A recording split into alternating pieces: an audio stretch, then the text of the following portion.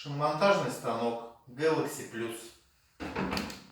Начинаем работу. Измерительной линейкой меряем обод диска с внутренней стороны. После звукового сигнала отметка прошла, показывает на дисплее. С наружной стороны также прикладываем линейку. Звуковой сигнал прошел, измерение было выполнено.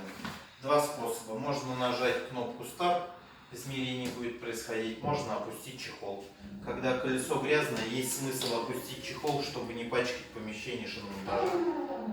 Слева 20, справа 30 граммов. Так, замер выполнен. Левая сторона 20 грамм. Берем грузик, погрешность 20 грамм. И в крайней верхней точке, как показывает на дисплее, устанавливаем. Нажимаем кнопку Next. Переворачивается колесо. Крайняя верхняя точка. Берем грузик 30 грамм. И, соответственно, устанавливаем его снаружи. Проверяем. Нажимаем кнопку Старт.